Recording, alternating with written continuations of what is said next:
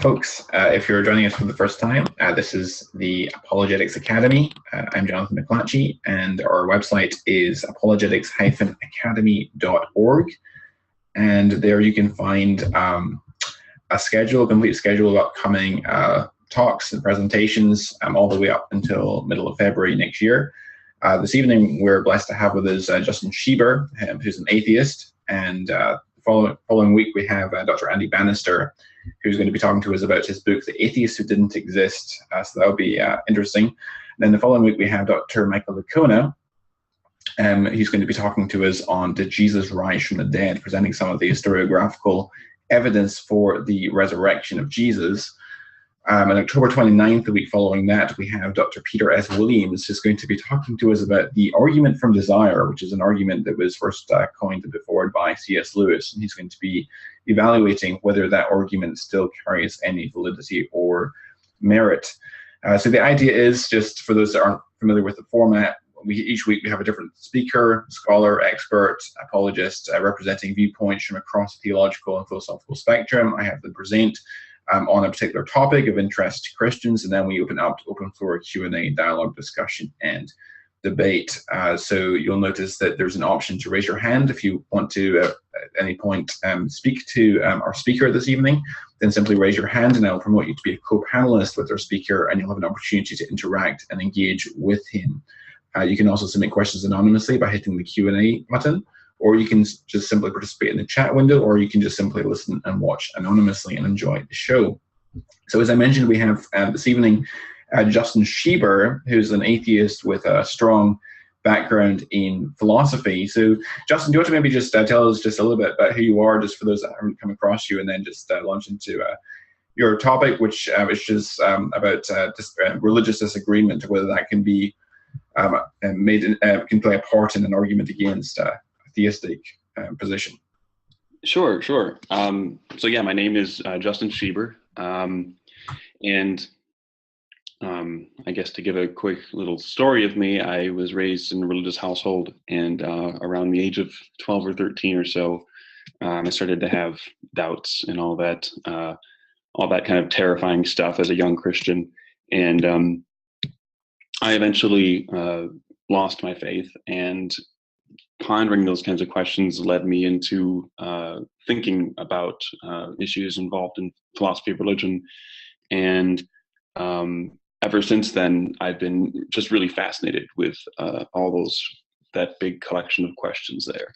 And so I am currently an atheist, and I try to lightly advocate for it.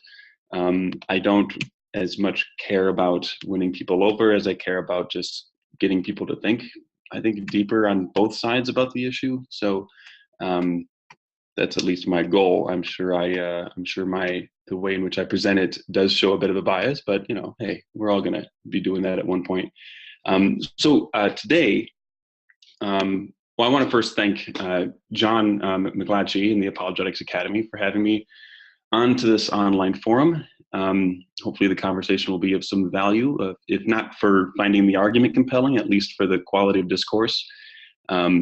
So I've opted to talk about disagreement, as John mentioned, in particular, whether or not some form of religious disagreement could have a role to play in an argument relating to the question of the existence of God.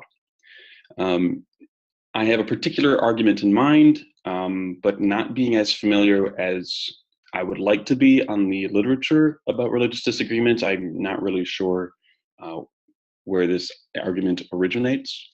I'm almost certain it couldn't have been my own completely new idea. So nevertheless, it's an interesting argument, and I think we might benefit from discussing it. So one thing that is clear, I think, from even a casual reader in philosophy of religion, is that there are many philosophers that seem to think that religious disagreement constitutes some sort of epistemic problem for religious belief. The claim isn't that mere matters of disagreement the claim isn't that disagreement on mere matters of fact is somehow a reason to deny that there's like an actual fact of the matter. Rather, it's that religious disagreement seems to do some kind of violence to the justification of religious belief. The thinking there seems to be that if you have all these people using similar methods typically associated with the acquisition of religious belief, mainly religious experience, visions, dreams, prayers, ancient texts, or inherited belief, and other by internal mechanisms of a particular religious tradition. The argument seems to be that, if those are the methods that we get, and yet we're getting a vast array of contradictory answers, then that kind of puts a dark cloud over the collection of methods that are typically used here. And that's not to say that the answers that one comes up with are necessarily false. It's just that it seems to undermine the justification for holding the answers that one might hold at that particular time. The argument I'm going to be discussing today, though, is not going to be like that.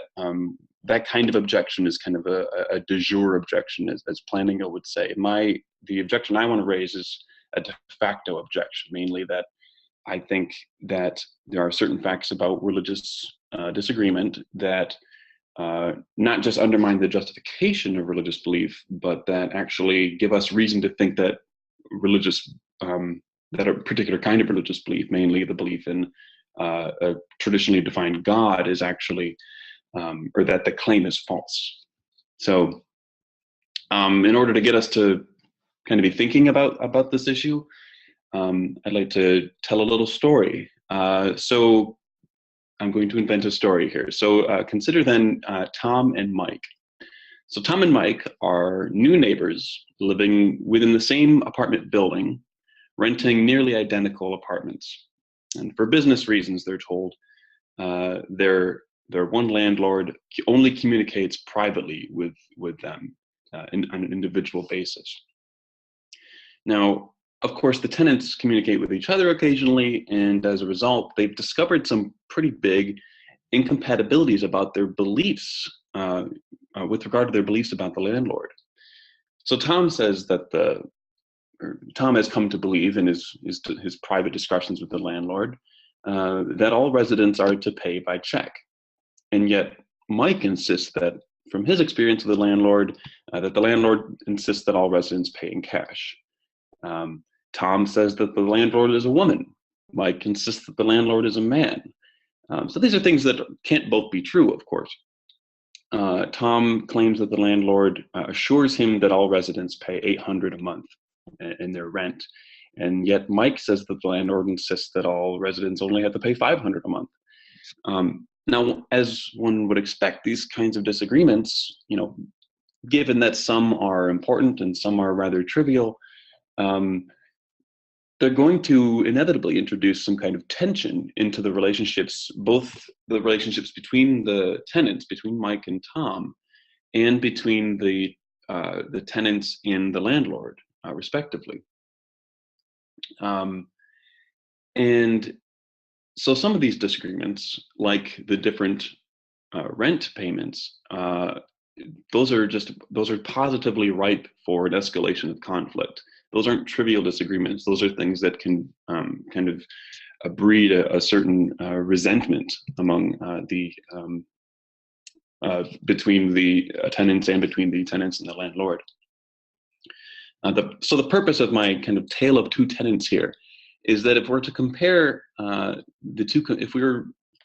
two competing hypotheses, hypothesis one being that the landlord is a fair and efficient and trustworthy landlord with quality business practices, and hypothesis two being that the landlord is incompetent and or of dubious moral character, and or has business practices that are poorly oriented toward the usual business goals we would associate with being a landlord. If we want to compare those two hypotheses, we might sit down Tom and Mike and ask them, well, what do you think better explains the disagreement you're having here? And I think it's pretty uncontroversial that we might say that hypothesis two, the one that states that the landlord is incompetent or of dubious moral character, that better explains the differences in the experiences of Mike and Tom, the differences in the reports that they're getting from their landlord. Now, this doesn't prove hypothesis 2, but few would deny that it lends some pretty significant support to hypothesis 2. Now suppose that Mike and Tom are actually children, twin brothers even, being raised by a single parent that only communicates with them on an individual basis. Let's say that in their chats, they too have discovered some curious key disagreements about how their parent wants them to behave, how best to enter into a relationship and or maintain a relationship with their parent, who is the favored of the two. Unsurprisingly, those kinds of disagreements on non-trivial details, because these are details about the actual relationship between, these are details that affect the relationship between the child and the parent, and the child with the other child, because they're not trivial. They lead to tension and even the occasional fight between the children. Each child is as certain as they are that they are right as they are that the other is wrong. These disagreements and conflicts, and the conflicts birthed from them, could easily be prevented by their parent just simply clarifying the points of contention once they became aware of them, and notifying them who is right and who is wrong, if any of them are. So clearly they're getting this information from somewhere. They believe that they're getting it from the parent in their private conversations with them, right? Now, unlike a normal loving parent, the parent remains utterly silent. It does not intercede to prevent the disagreements that sometimes boil into perhaps physical conflict. The parent knowingly allows sizable disagreements and allows the deep confusions to persist about the important relational matters, even to the point of, again, possibly leading to physical fights. So, like we did with Mike and Tom, the renting adults, we could do the same with Mike and Tom, the twin brother children's child's, and ask, okay, well, we have two hypotheses. H1 being that the parent is a perfectly loving parent, and H2 being that the parent is a poor and or cruel parent. We might want to ask, is the disagreement between the children on how to relate to their parent and how how their parent wants them to enter into a relationship with them, is their disagreement, does it have any evidential value as to when deciding which hypothesis best explains the disagreement there? Now, obviously, by this point, the analogy should be pretty clear of what I'm saying here. I'm wanting to use this kind of intuition in an argument against classical theism. So classical theism, we're going with the traditional definition of theism here: all-powerful, all-knowing, perfectly loving God. So a perfectly loving God and seeking relationship with at least those who are willing and eager for relationships with the divine would prevent widespread, profound theological disagreements and confusion from occurring and persisting among his loved ones. And yet, what we see in the world is that among devout theistic believers, people who are ready and willing to devote their life to a God like this, of that subset of people, you still have pretty profound disagreements on how they experience God, what God wants them to believe, particular details of things, how God wants them to behave, how best to enter into a relationship with God, how best to maintain a relationship with God. And so in taking these facts about profound religious disagreement that exist among committed devout theists, we might ask what hypothesis best explains these facts. And if we were to limit ourselves to basic hypotheses, we could say, okay, well, a perfectly loving, omnipotent, and omniscient being exists. Then hypothesis 2 could just be the denial of hypothesis 1, right? So we might want to say, okay, well, what hypothesis best explains these? it would seem that, okay, so to be clear on what the actual facts I'm using as the observation in the argument here, that I'm suggesting are evidence, what I'm talking about, I'll call massive theological disagreement. Okay, now massive theological disagreement, that refers to devout, committed theists who disagree profoundly on both moral and relational issues, such as the nature of God, her revelation to us, how we're supposed to live, how best to enter, how best to maintain a relationship with God. And it goes actually further than this. Things that tend to bring about conflict. Who has the power to absolve us of moral trespasses, faith or works?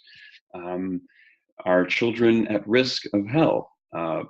What is the proper way to worship? What historical claims are true? Is the conquering of native peoples in order to bring them the correct revelation to save their souls necessary and therefore morally permissible?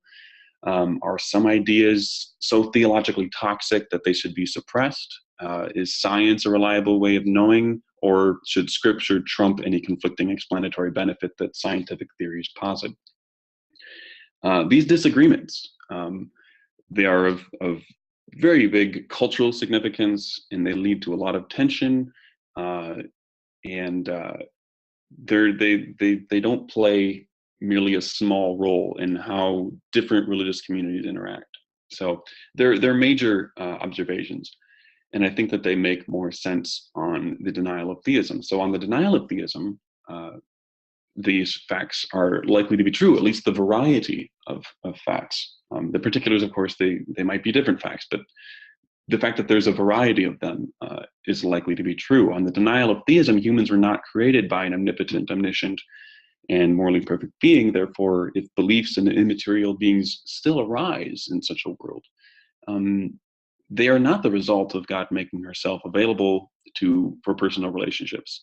If there's no God and therefore no profound religious truths toward which a God could properly reveal to willing, devout persons, then we should expect a variety of contradictory religious traditions to bubble up by way of the varieties of personalities, cultures, environments, all the different factors. Would lead us to think that the metaphysical views of these people would be just all over the place. And of course, you'd have common threads, but broadly speaking, you'd have a variety of contradictory traditions. In theism, though, our expectations unfold in a quite different way. If God exists, she would want every one of her willing and open creatures to have the truth about her nature, her revelation, and how best to live. Only then would they be able to intentionally and purposefully live out the reason for which they were created. Everyone who believed in and submitted to her willingly would then have this essential information provided to them. And it would not rely on a simple word of mouth for its spreading. Contrary to the religiously divided world that we see today, theism gives us strong reason to expect a much more unified theistic tradition about God and the associated moral viewpoints, at least with respect to the most important issues. I mean, we find devout religious believers on all sides of every moral issue in this world.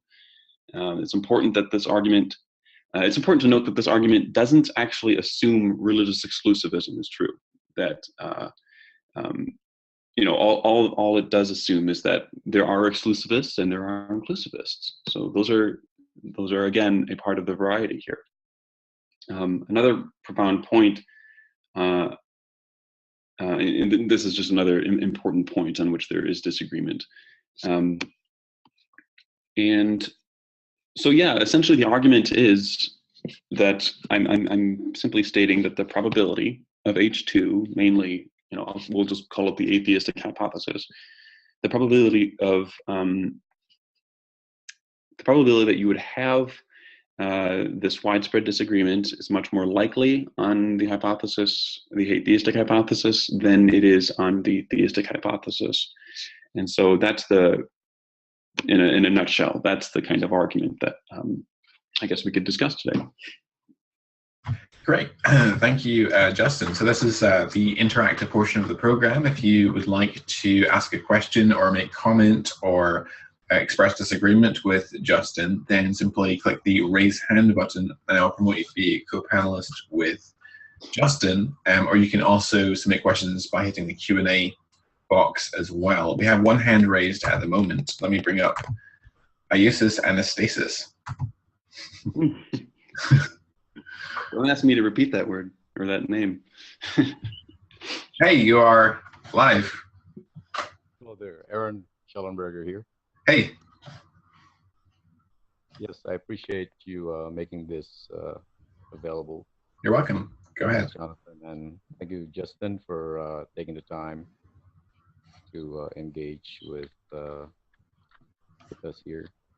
Absolutely. And I'm a Christian, and I'm an aspiring apologist. And I got some question for you, sir. Some questions, actually. Sure. So to begin with, okay, I'm trying to understand your argument here. It's an argument against the existence of God of some form. Yeah, classical theism. Okay, so this the religious disagreement, just profound disagreement in existence, Mm-hmm. somehow is somehow constitute an argument against the existence of God. Sure, sure. I think that that there's a hypothesis that's incompatible with the existence of God that better explains the relevant data. Okay, so if I may bring this up right here. Sure. Analogy of tenants, the landlord and the tenants communicating to each other or with each other. It seems to me that that assumes the existence of the landlord. And yes. So applying that to God, it assumes that God exists. Mm-hmm.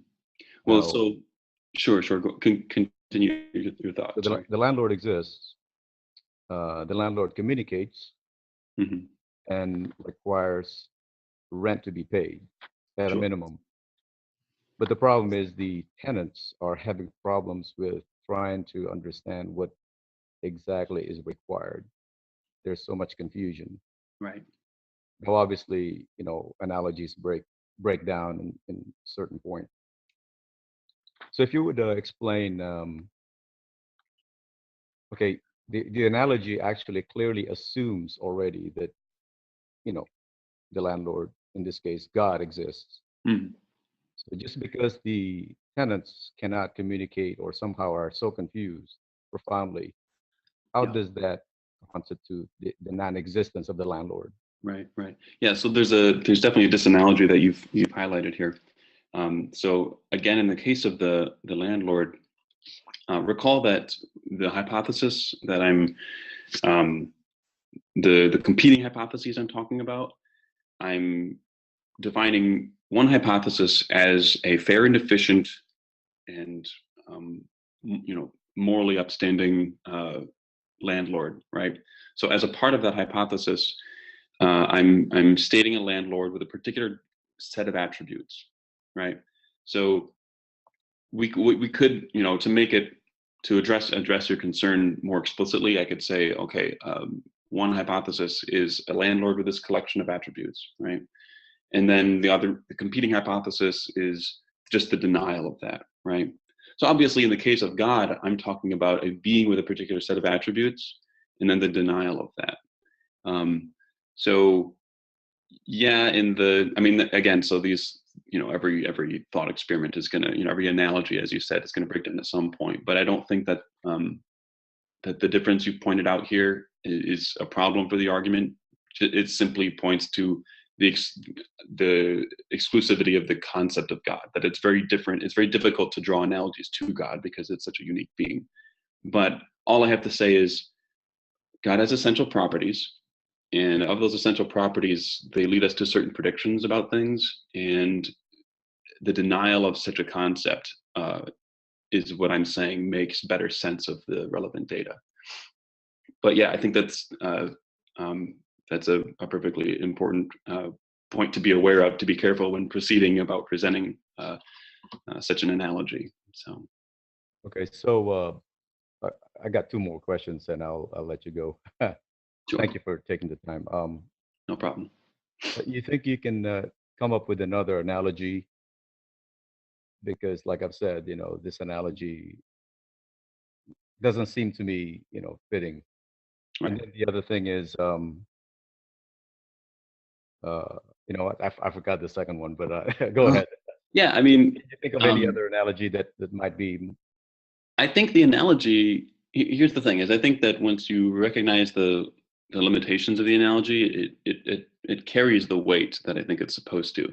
Right, right. And you can, again, phrase it when it comes to essential properties of things, right? So if the concept we're concerned with is whether or not there's a fair and efficient landlord, then that's going to carry some certain predictions, right? And if a relevant part of your data set shows that, well, this would be very surprising on the hypothesis of a fair and efficient landlord, then you could say, indeed, that a fair and efficient landlord does not exist, or that whatever they're talking to doesn't fit that definition. So you could say that God, if a immaterial being does exist, and that religious people are talking to this being in some way, in a genuine way, then you could say that, well, God's just not the classical theism. Perhaps God is, a trickster god, of the ancients. It could be something like that. So all I'm saying is that it's an argument against classical theism. It could be that the same data set could confirm or provide evidence for, a trickster god or something, right? It's just that if we're concerned, for various philosophical and historically contingent reasons, we seem to be particularly interested in classical theism. And classical theism has certain commitments, and it's those commitments that I think are leading us to such a surprise when looking at the variety of religious belief. I hope that clarifies. Thank you. Yes. Okay, is that all from you just now? Okay, let me move on then. So if anyone else wants to ask a question directed to Justin, then just raise your hand. Otherwise, I will engage. Okay, we don't have any other hands just now, so let me give some thoughts on what you were saying. So I think that the argument that you presented assumes two things which, when applied to the Christian deity in particular, actually turn out to be false. The first is that, Scripture makes it very clear that there is no one that seeks after God. Romans 3 tells us that, for example, and no one who does righteous. And Jeremiah 17:9 says, the heart of man is deceitful above all things and desperately wicked, who can know it? Romans 1 goes so far as to say that men habitually suppress the truth in unrighteousness. And so the biblical view is that there's no one who's seeking after God, and people are suppressing what God has made plain to them through creation, through their conscience, and so forth, willingly suppressing that truth. Sure. So how would that factor into your argument? Right. So if you recall, I'm aiming my argument at classical theism. So Christianity entails, at least I think we can work with the assumption that Christianity entails classical theism, but that classical theism doesn't entail Christianity. So given that Christianity is classical theism plus a whole bunch of other details, it's going to be intrinsically less probable just by the basic facts of probability theory. But what we can do is say, okay, well, so what you're doing is you're highlighting a particular specific theological doctrine that would seem to increase the probability of our observations on theism plus, which we'll call Christianity. The problem with that is that merely highlighting a logically compatible doctrine doesn't answer an inductive argument. What needs to be done is, one, there needs to be highlighted, as you have, a doctrine that is consistent with it and that better explains the data. But you also need to show that the doctrine that you're highlighting mainly that people are in large part denying God and that no one actually chooses God. I'm probably answering it poorly, but whatever you just said, it needs to be shown that that particular fact we'll call an auxiliary hypothesis, that is more, that the truth of that is more likely on theism than its denial on theism. Mm-hmm. Theism doesn't give us any reason to suggest that the entirety of moral character of humans is somehow less and somehow lying to themselves about things. Theism is a pretty bare hypothesis, and so it doesn't seem to point one way or the other. So when I think in evaluating these kinds of theodicies, I think that that's a really important thing to do, is to look at the core hypothesis of theism and see whether the core hypothesis of theism predicts that more than its denial. And I don't think there's any good reason to think that theism would think that that is true more than it would think that it was false. I think that it's indifferent to that issue. And so we have to look at the case. So the question is essentially, is there any non-question begging reason to think that that particular Christian doctrine is true? And I don't think that there is. But the point is that if you're using this argument as a means of critiquing, specifically the Judeo-Christian worldview, then you have to tweak your argument to account for Christian doctrines. Do you know? Right. So if you're using this argument in particular to critique the specifically Judeo-Christian concept of God, then the Judeo-Christian concept of God comes with certain theology which has to be accounted for. So on Christian theism, men are radically depraved and God-hating, and no one left to their own devices seeks after God. At least that's the way I understand theology. And so if you're using your argument specifically as a critique of that, it's one thing to say that there's no reason to think that's true, but if you're using this argument as a means of critiquing that hypothesis, then you have to account for that, surely. Right, and that's why I don't use the argument to critique Christianity in particular. I see Christianity I see the doctrines that make Christianity distinct from classical theism. I see those as ad hoc, and there being no real reason other than having been brought up in the religious tradition of Christianity to think that they are true. So it's kind of like saying, I guess to give an analogy, one could say, oh, there's sounds in the attic that I'm hearing, right? And I'm saying that that's pretty surprising if, on the hypothesis that there's nobody home, right? But then, the Christian parody in this analogy comes into the house and says, oh, well, we believe that not only, is there sounds up there, but actually, I'm really butchering this analogy. Never mind. But what I'm saying is that Christianity posits a lot of auxiliaries, and they don't have independent justification. And so I think that it loses out on that end. That I think that the doctrines of Christianity have been formed largely to fit the data rather than and so it's a really messy hypothesis. It's got a lot of detail and theological disagreements. I mean, there's many Christians who would disagree with your understanding of how sin has affected the cognitive faculties of humans. And so that in and of itself is a disagreement that would be a part of the data set. But yeah, I think that just the auxiliaries, first of all, if my argument works, it reduces the probability of theism. And because Christianity entails theism and makes more additional claims, it's going to be even less probable than that. So at the end of the day, you can have as many theological posits as you want, but without independent justification, it's just going to be lower and lower. Okay. It's not a particular concern of mine that the argument doesn't specifically address specific Christian views. Okay, because your argument doesn't seem, at least to my mind, to be a valid argument against the bare proposition of theism, which is that there is a transcendent mind that brought our universe into existence at the moment of the Big Bang, and because if one maintains that there's a transcendent mind behind the cosmos and perhaps even living systems, one doesn't have to necessarily go beyond that. And I don't think your argument would be a valid critique of that. It would only be a valid critique of religious theism.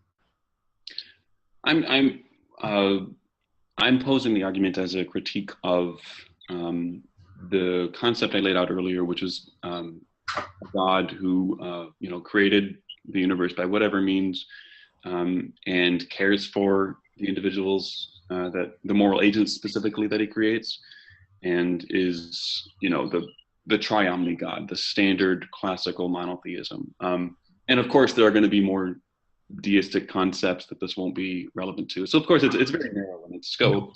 But culturally, I think it's quite wide in scope, because I think that there are many people who would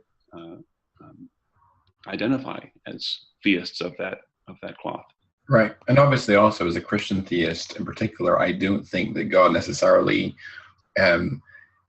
attempts to save everyone or bestow his saving grace upon everyone equally. And so that would also not work as effectively against the Judeo-Christian concept of God. Of course, I'm, as a Calvinist, Sure. It's not as convincing to myself as it might be to someone else. I actually think that Calvinism is incompatible with classical theism. I don't think it belongs under the category, simply because I think classical theism entails a kind of justice, and I don't think Calvinism can preserve any kind of justice. I think that I actually saw a shirt the other day. It was an internet meme. You might have seen it.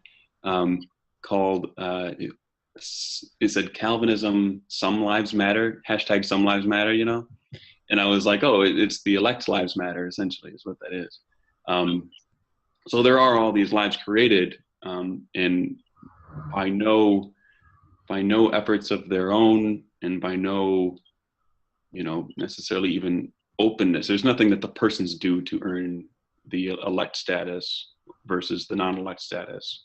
And that seems to me to be unjust. I don't know what justice would mean on a view like that. The Calvinist view is that since we are all sinners, and God, if we say that God is a governor and he decides to pardon some men on death row, he's under no just obligation to pardon all men on death row, because all men come under the same sentence and condemnation of death. Mm-hmm. So I don't necessarily see it as being unjust that God chooses to pardon some and not others.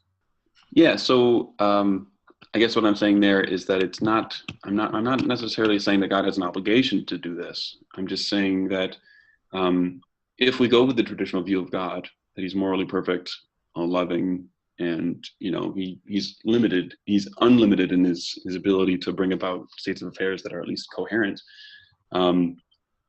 Then there's no reason to treat some persons differently than others. And so the difference in treatment, even if they're all sinners, let's just assume that they're all sinners of equal sinitude. If we assume that, then to treat them differently I don't know how that wouldn't be the definition of unjust, I guess. But again, I mean, you're gonna, that's part of your theology, and so it's not really. I'm sure you define justice in a way that's different from the standard view. So that's, Yeah, I just you don't want to go in the rabbit trail too long, but just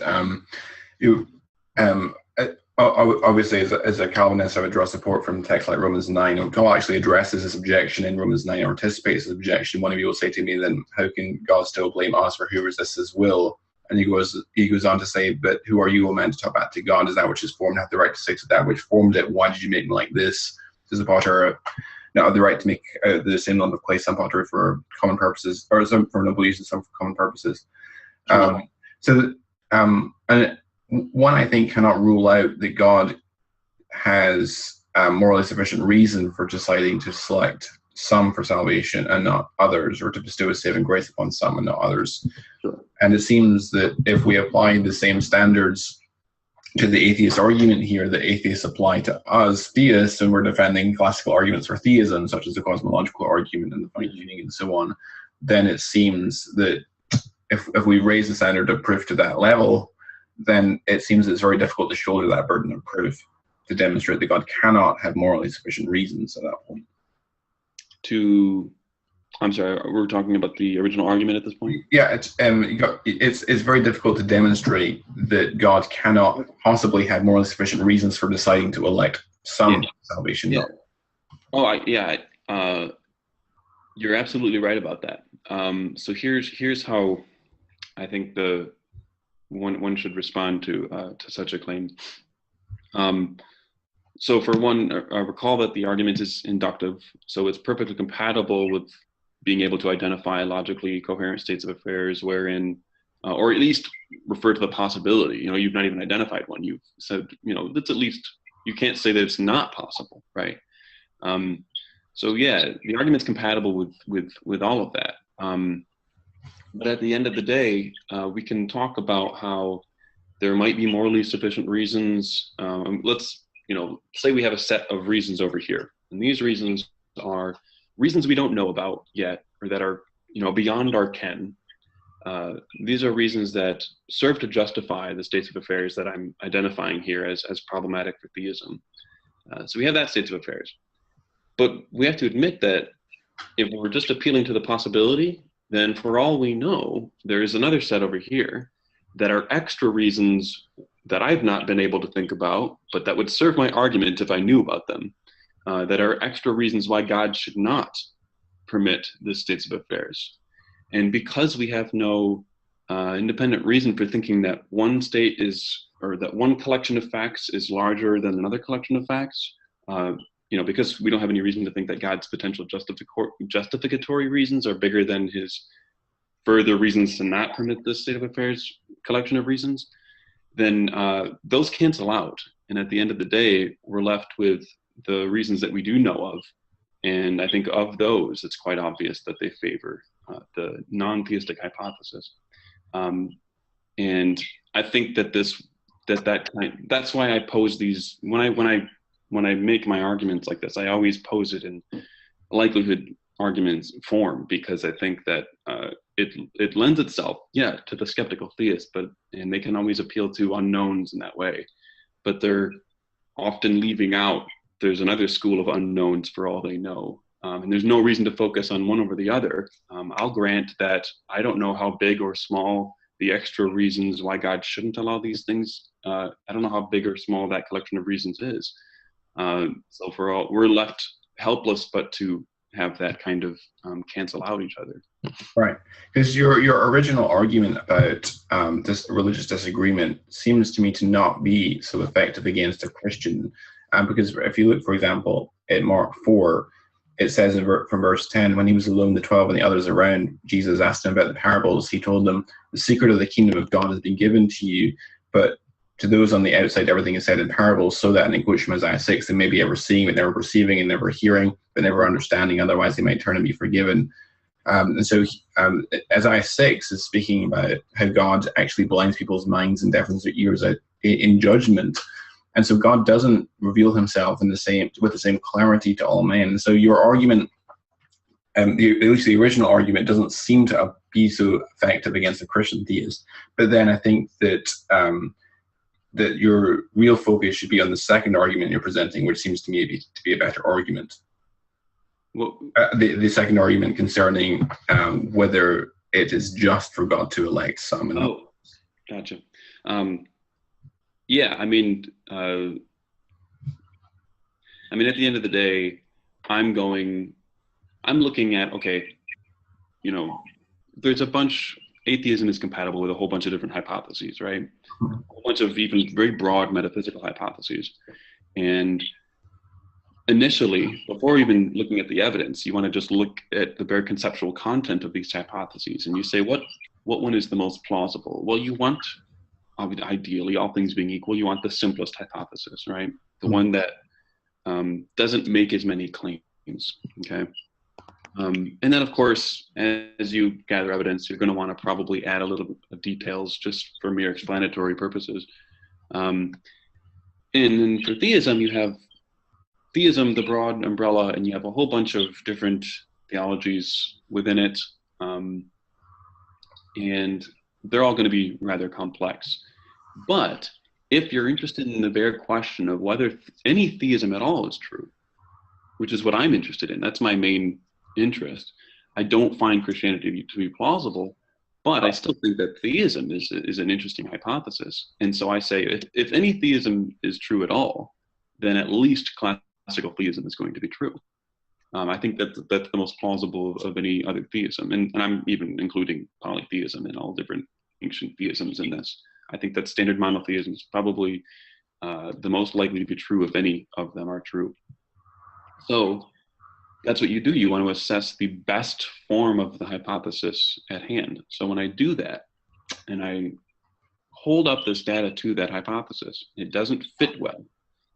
You could always add additional detail. You could draw upon ancient traditions that have been developing theologies for a long time, and so they develop theologies in the context of religious disagreement. So of course they're going to have internal mechanisms that make sense of religious disagreement. And they're going to do that, but that's unremarkable. Like, of course, we would have certain religions being able to explain. Otherwise, how would Christianity wouldn't last if it couldn't at least explain the obvious facts on the ground, right? To some degree. And so, to me, it just seems like a game of kind of auxiliary grab bag. Like it's not a serious hypothesis at that point, because I mean, what you've essentially, I'm walking in the world, and I can look at Christian believers, I can look at Hindus, Muslims, and I can say those are people that genuinely believe what they believe, and I can take them at face value for the most part. But it seems to me that someone who is of a stripe of Calvinism doesn't have that kind of luxury. There's your view essentially holds you to, no matter how trustworthy you think I am in my behavior, that at core I know that God exists, and you think this of all persons who have not believed in God, and that we're all suppressing it in some kind of unrighteousness. I think that a metaphysical view that leads to making such assumptions about literally everybody who's ever existed, I find that to be a very uncomfortable position for me to even consider adopting. I mean, if you adopt it, that's the thing. But I think that a metaphysical view that leads you to think that kind of thought about everyone who doesn't believe in the same way you do, I think that should be at least something that should raise an alarm bell of some sort. It would make me uncomfortable, at least. But at the end of the day, if you believe it, you believe it, and that's the theology. I just think that that's one of the reasons why I like to argue against this stuff. I think that some of these views are dangerous and can be a bit degrading to humanity in general. We have 6 submitted questions, so let me just get to those, and then we can come back. So Elizabeth asks, you seem to be assuming that if God wanted everyone to know about him, then he would make sure there was no religious disagreement. As a Christian, I would respond that God has provided the necessary evidence in creation and in Jesus. I believe God wants to develop a loving relationship with us. If he made it so that no one could deny him, then there would be an element of compulsion in the relationship, which is not something I believe God wants. It could therefore be suggested that religious disagreement is evidence for the loving God of the Christian Bible, a God who opens the way to a loving relationship with him without forcing it. How would you respond to this? Sure. So I just had a brain disconnect just now. So her response is that it's a kind of it would seem forced if God were to reveal himself in an undeniable way. And you know what? I think that there's probably at least some truth to that when it comes to, I don't know, like if it were to come to, like, say, so relationships are going to be two-way streets, right? So we don't want to say that God would force himself on people in any kind of way. But I don't think that God, first of all, I think that there are a number of ways available to God to make himself known, at least to persons who are willing to hear it. I don't think God's obligated to, or I don't think that God's nature entails that he should care about revealing himself to persons that have no interest in this, right? For someone who's kind of rebelling against the very idea, I don't think God has any kind of obligation to be like, to step up and be like, I'm cool, please hang out with me. I don't think that that's an obligation that God has.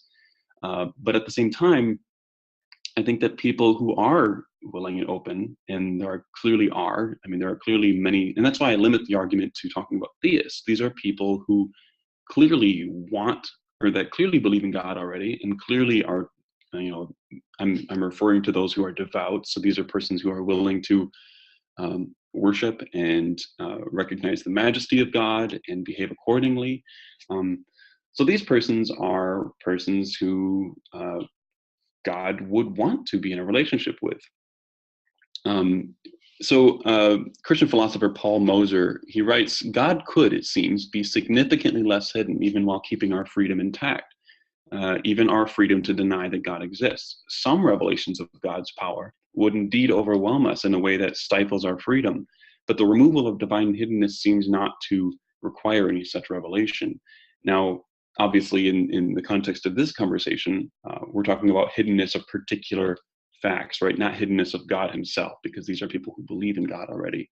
I'm talking about hiddenness of certain theological matters that are central to even having a relationship with God.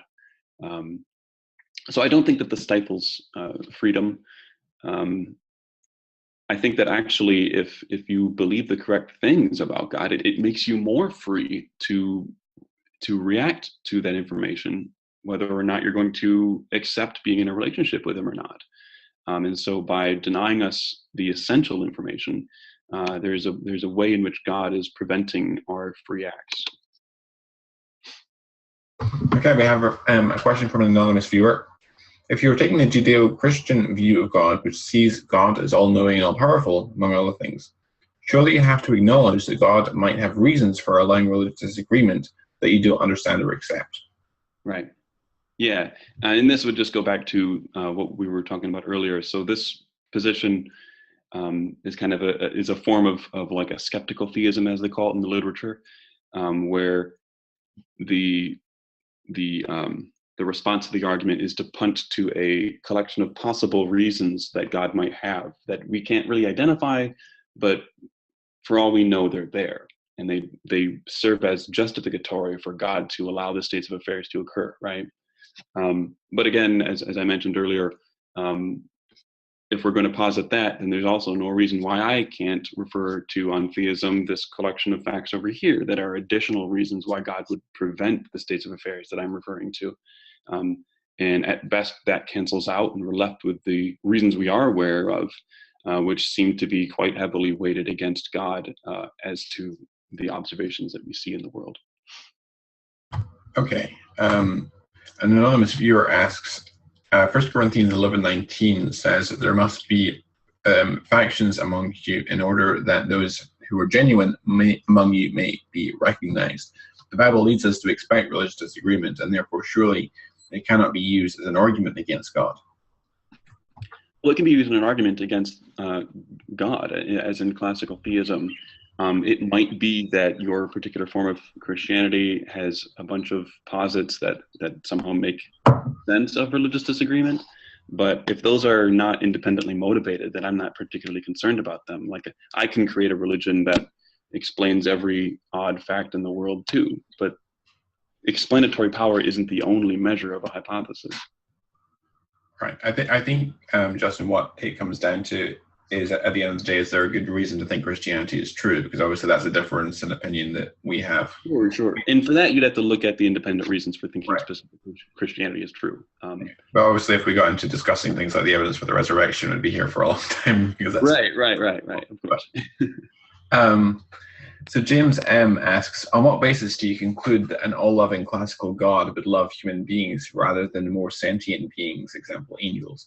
Do you expect the classical God to love equally creatures with lesser sentience than humans like cows, dogs, rats, and gnats? On what basis do you determine which and how much God would love such creatures. Hypothetically, couldn't God love humans more than rats, just as God loves angels more than humans, such that God's love for angels is at the expense of humans, just as God's love for humans is at the expense of rats?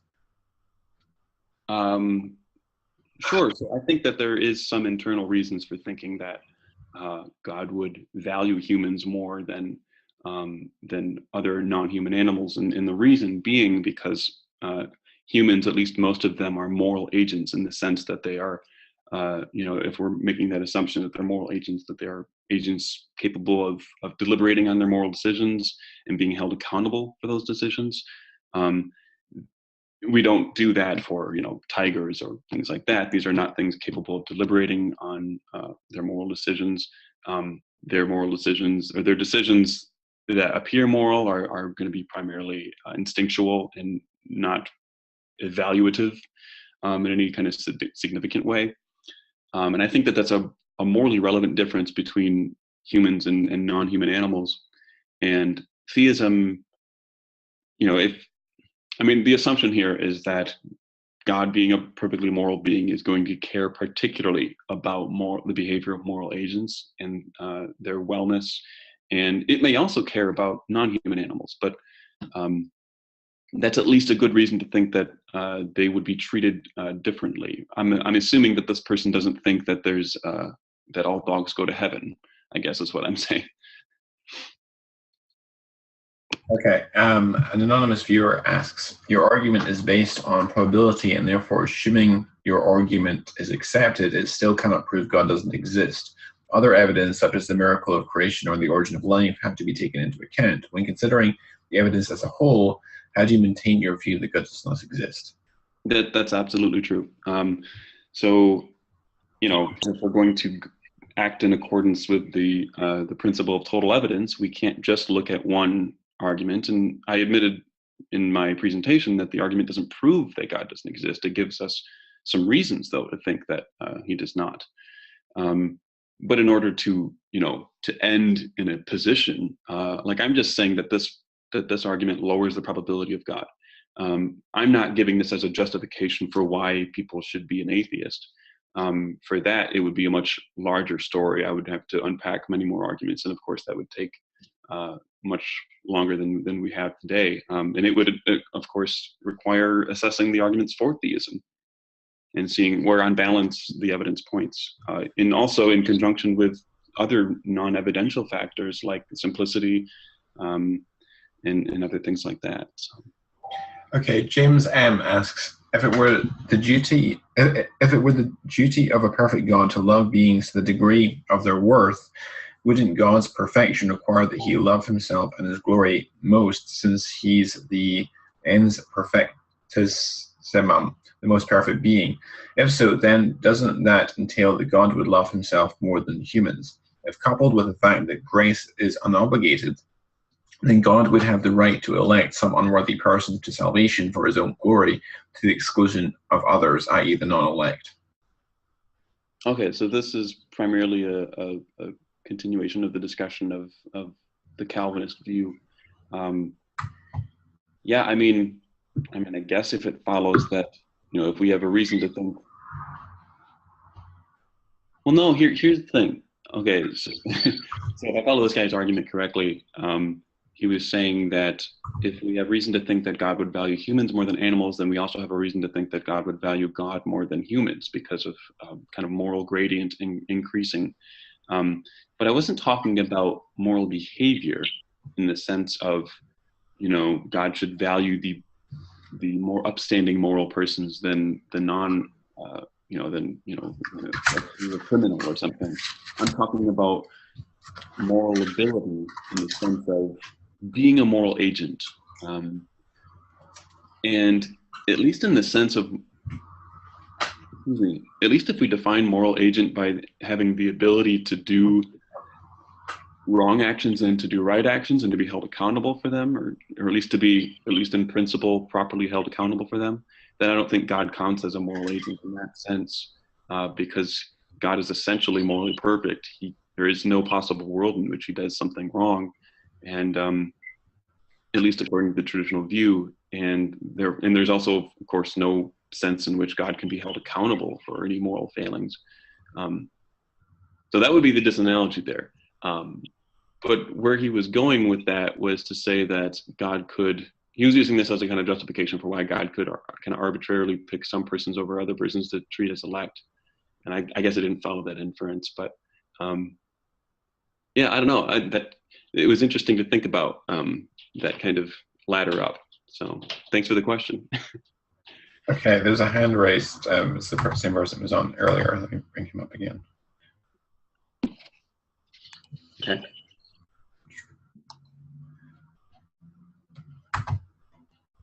Hey, you're back on. Yes, sir. Go ahead. Sirs. Yes, Justin, I got 2 more questions here for you, sir. Okay. The first is, what would defeat your argument? What would defeat it? Yeah. Um, What areas, what are the weak areas? We can So- speak to that. And then so- how would you respond? Sure. So given that's an inductive argument, there are a number of ways to respond to it. You could just say, I mean, there's nothing preventing you from saying, well, I have a whole bunch of reasons to think that God does exist. And at the end of the day, I think that those reasons outweigh this reason. Even if this is one reason to think that atheism is true, you might think that it's outweighed by other reasons that you do hold, right? So you could say, Justin, your argument's great, but it's not good enough. It's not all powerful, right? I've got all these other reasons over here for thinking that God exists. So that's one way you could go about it. Another way you could go about it is to question that theism makes the kind of assumptions that I think that it does, and that makes the kind of predictions that I think it does. And so some of the more theologically specific Christian believers have objected to some of those things.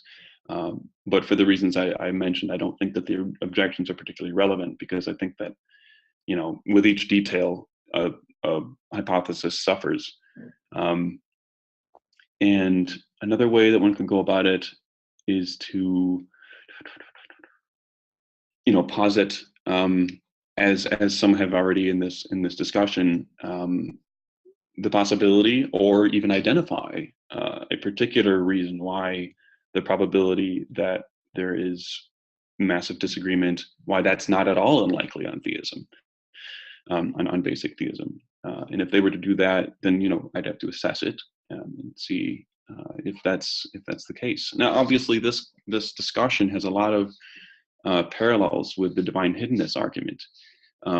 It's in a lot of ways, it kind of shimmies in between divine hiddenness and the problem of evil, because we're talking about the kinds of things to be revealed. So we're talking about some aspect of hiddenness, but we're also talking about whether or not the kinds of conflicts, the moral conflicts that can exist between persons that are very passionate about their respective positions and that disagree.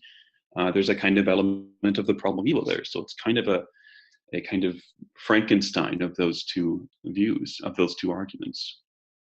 So you would respond to it in the way you would those kinds of arguments, essentially, which is the different methods I've laid out here. Okay, what would it take for you to become a classical theist? A classical theist. And then become a Christian theist? Distinction between being a classical theist and a Christian theist. Sure. If you can specifically on that second step, final step. Okay. If you do become a Christian theist, you would not be a Calvinist, thank God. Yeah, I can't imagine myself being a Calvinist. Anyway, if I may say this, what would it take for you to become a classical theist?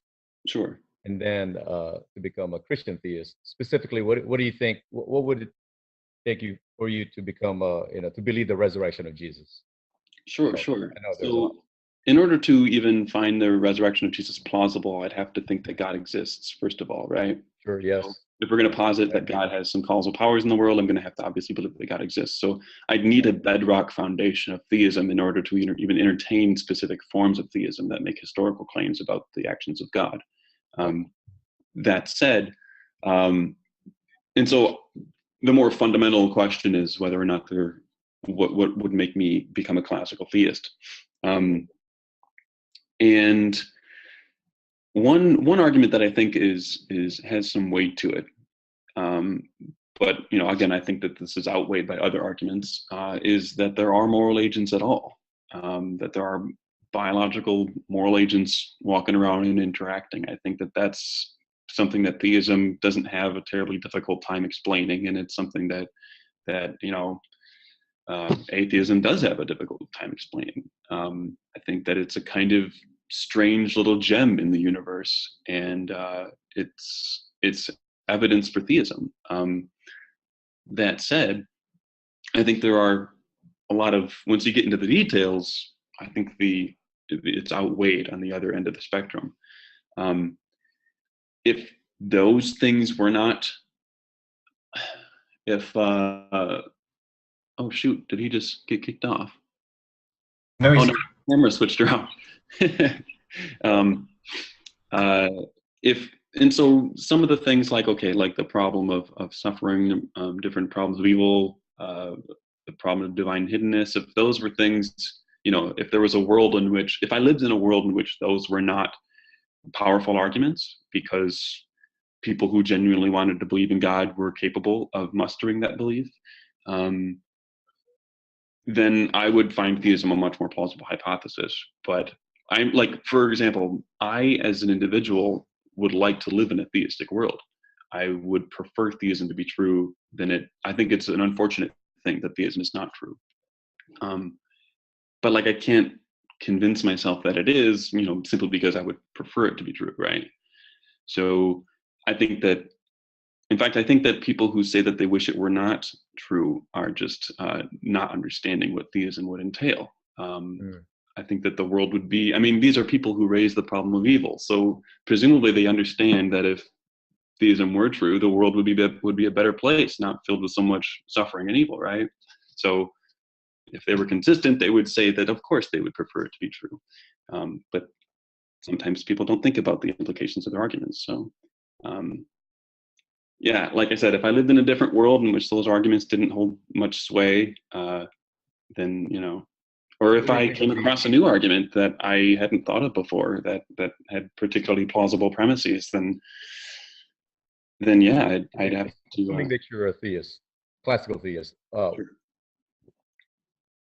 What would it take for you to believe the resurrection of Jesus? Sure. So, okay, so let's assume then that in order to take that question seriously, I have to put my mindset into a theistic mindset and say, yes, let's assume I'm a theist of some, of a vague type, right? Yeah. What would make me a Christian believer?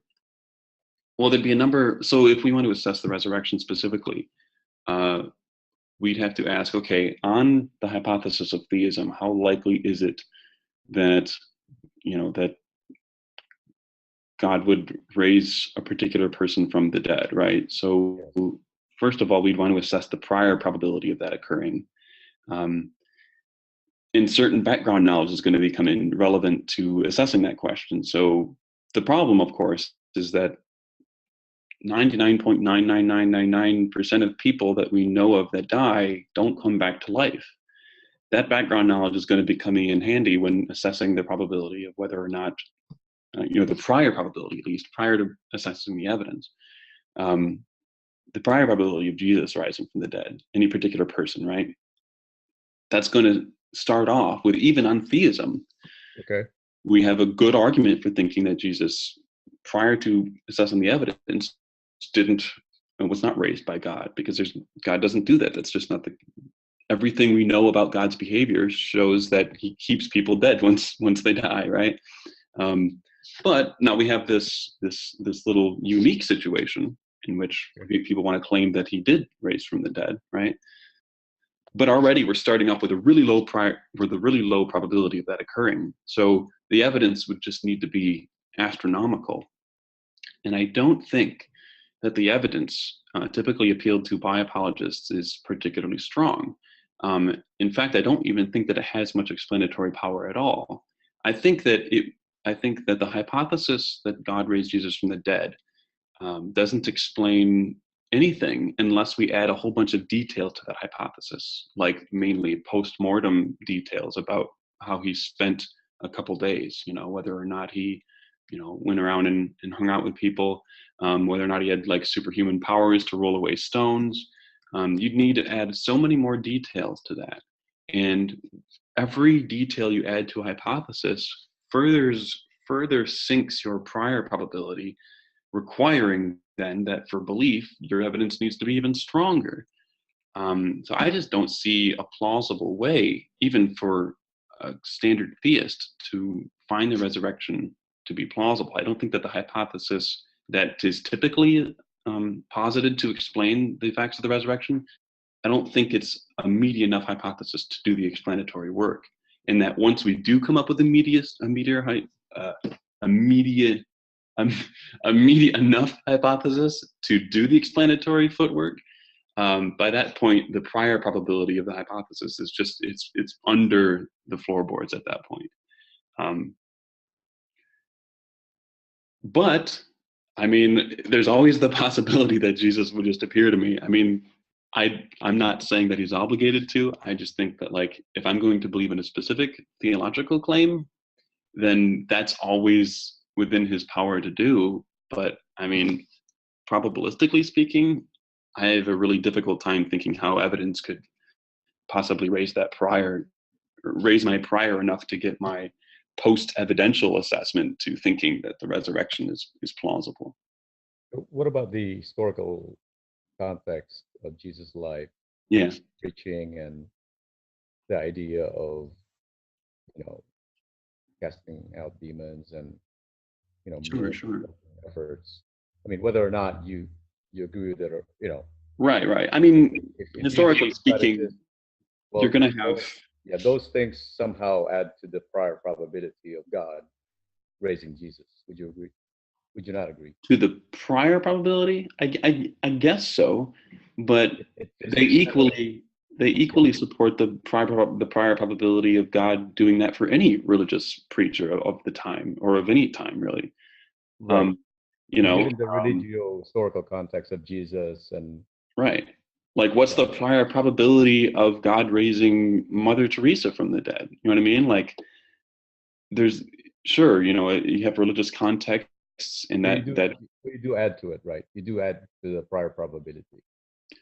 Sure. I think it's relevant to the assessment, sure. Add to it. Okay. So that raises...